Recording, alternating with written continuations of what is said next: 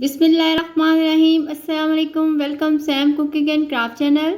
कैसे हैं वर्स? उम्मीद करती हूँ आप सब ठीक होंगे। आज मैं मटन पाई बना रही हूँ। मटन पाई बनाने की सबकी अपनी अपनी डिफरेंट रेसिपीज़ होती हैं। मैं आपसे अपनी रेसिपी शेयर करूँगी कि मैं किस तरह से पाई बनाती हूँ। यकीनन आपको मेरी रेसिपी बहुत पसंद आएगी। तो चले मैं स्टार्ट करती हूँ। सबसे पहले आप इंग्रेडिएंट्स नोट कर लें। ये मैंने मटन के 4 पाई लिए हैं। उनको इस तरीके से मैंने छोटे छोटे पीसीज में यूँ कट कर लिया है। उनको अच्छे तरीके से मैंने 4 से 5 दफ़ा मैंने इनको वॉश कर लिया है। और ये 3 अदद प्याज हैं, उनको मैंने इस तरह से काट लिया है। और 2 टेबलस्पून लहसुन अदरक का पेस्ट है। ये 2 टमाटर मीडियम साइज़ के लेकर उनका मैंने पेस्ट बना लिया है। और ये साबुत गरम मसाले हैं, इलायची है, इसमें बादियान के फूल का ये छोटे 2 टुकड़े लिए हैं, काली मिर्चें हैं, लौंग हैं। और ये इसके स्पाइसेस हैं। ये 1 tablespoon salt, half tablespoon लाल मिर्च पाउडर, हाफ़ टेबल स्पून ज़ीरा, हाफ़ टेबल स्पून सूखा धनिया पाउडर, हाफ़ टेबल स्पून इसमें हाफ़ टी स्पून हल्दी पाउडर जाएगा। तो चले मैं स्टार्ट करती हूँ इनको बनाना। मैंने हाफ़ कप ऑयल लिया है। इसमें सबसे पहले मैं प्याज को लाइट ब्राउन करूँगी।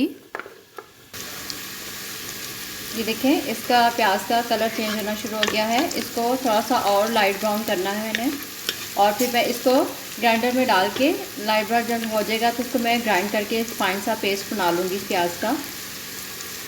ये देखें, प्याज लाइट ब्राउन हो गया है। अब मैं इसको एक प्याली में निकाल लेती हूँ। ये प्याज जो है ब्राउन हो गया है। अब मैं इसका ग्राइंडर में डाल के इसका अच्छा सा फाइन पेस्ट बना लेती हूँ। ये देखें, इसको प्याज को मैंने अच्छे से ग्राइंड कर लिया है। ये देखें, इसका फाइन सा पेस्ट बना लिया है मैंने।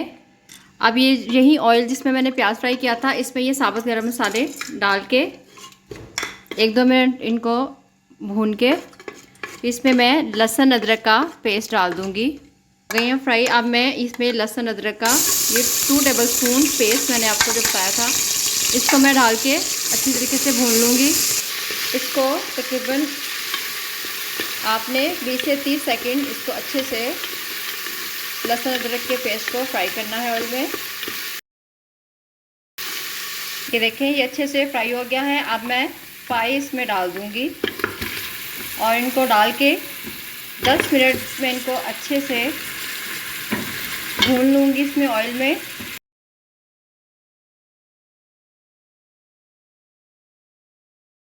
देखिए, इनके मैंने तकरीबन 10 मिनट हो गए हैं मुझे इनकी भुनाई करते वक्त। अब मैं इसमें ये तमाम मसाले जो हैं स्पाइसेस ये डाल दूँगी और साथ ही टमाटर का पेस्ट, ये टमाटर का पेस्ट भी इसमें साथ ही में डाल दूँगी। इसको अच्छे से मिक्स करूँगी अब मैं। देखिए, अच्छे से मिक्स करके इसको 5 मिनट में और मसालों के साथ भून लूँगी। और इसमें तकरीबन आधा ग्लास पानी डाल के इसको मैं ढक के रख दूँगी। ये देखें, 5 मिनट मैंने इसकी भुनाई कर ली है। अब ये जो मैंने इसका प्याज का पेस्ट बनाया था वो भी इसमें मैं ऐड कर दूँगी और इसको अच्छे से मिक्स कर लूँगी।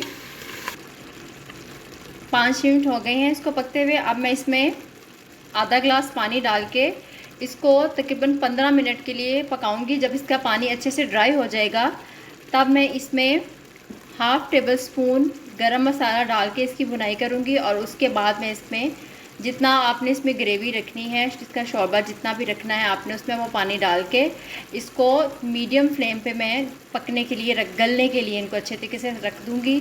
और ये तकरीबन इनको मैं लो टू मीडियम फ्लेम पे पकाऊंगी और इनको मैं प्रेशर बंद नहीं करूंगी, इसी तरह से पकाऊंगी मैं। चले, अब इसकी भुनाई हो गई है।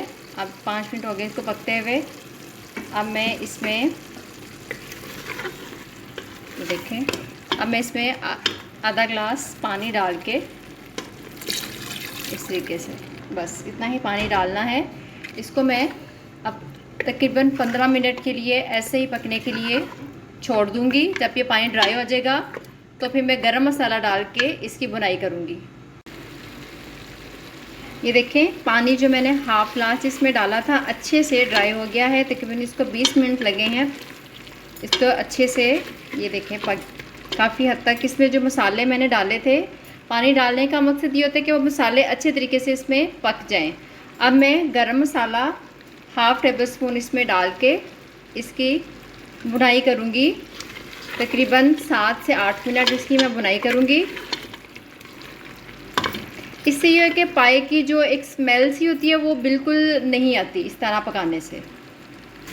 ये देखें फाइनली इसकी बहुत अच्छे से बुनाई हो गई है। आपने मेरी सर्च में नोट करना है, मैंने तकरीबन 2 से 3 दफ़ा मैंने बुनाई की है। तो जितनी अच्छी इसकी बुनाई होगी उतनी ही बहुत अच्छे बनेंगे और इसकी जो पाए की स्मेल होती है वो बिल्कुल नहीं आती। अब ये फ़ाइन बिल्कुल अच्छे से इसकी हो गई है बुनाई। अब मैं इसमें पानी डाल के इसको पकने के लिए रख दूँगी। अब मैं इसमें तकरीबन 5 गिलास पानी डालूँगी।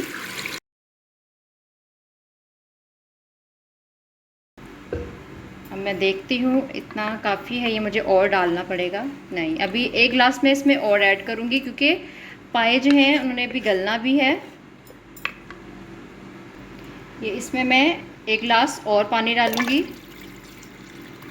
चल इतना बहुत है पानी। ये देखें अब मैं इनको मीडियम फ्लेम पे, मीडियम से भी थोड़ी कम फ्लेम पे मैं इसको ढक के पकने के लिए रख दूँगी। मैं इसको प्रेशर में नहीं गला रही, मैं इसको वैसे ही गलाऊँगी। इसको मीडियम फ्लेम पे पकने दूँगी। ये जितनी हल्की आंच पे पकेंगे उतना ही अच्छा टेस्ट आएगा। तकरीबन ये इनको 4 घंटे तकरीबन लगेंगे। मैं इतनी ही देर इनको पकाती हूँ और बहुत अच्छा टेस्ट आता है। आप इसी तरह से ट्राई करके दीजिएगा, प्रेशर के बगैर बना के देखिएगा, बहुत ज़बरदस्त बनते हैं। अब मैं इनको ढक के 4 घंटे के लिए बिल्कुल लो मीडियम टू लो फ्लेम पे मैं रख देती हूँ पकने के लिए। अब जैसे ही इसको उबाल आता है मैं ढक्कन दे दूँगी इसके ऊपर। ये देखें इसमें पानी में अच्छी तरीके से उबाल आ गया है। अब मैं इसकी मीडियम फ्लेम, बिल्कुल लो टू मीडियम फ्लेम कर दूँगी और इसको ये देखें सिंपल ढक्कन से मैं ढक के रख दूँगी। प्रेशर बंद नहीं किया। अगर आप प्रेशर में भी बनाना चाहते हैं तो प्रेशर को बंद करके आपने उसको फुल तेज़ आंच में नहीं गलने के लिए रखना, आप उसको भी आप मीडियम फ्लेम पे पका सकते हैं। ये देखिए पाए को बनते हुए तकरीबन 4 घंटे से ज़्यादा टाइम हो गया है। अब इनको चेक करती हूँ। ये देखें मैं आपको दिखाती हूँ, ये अच्छे तरीके से ये देखिए गल चुके हैं। मैं इनको अभी देख लेती हूँ। ये देखें,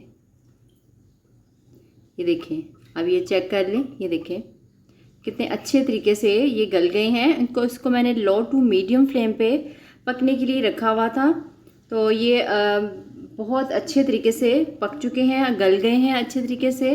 अब मैं इसके ऊपर धनिया से गार्निश करूँगी और इसको डिश आउट करूँगी।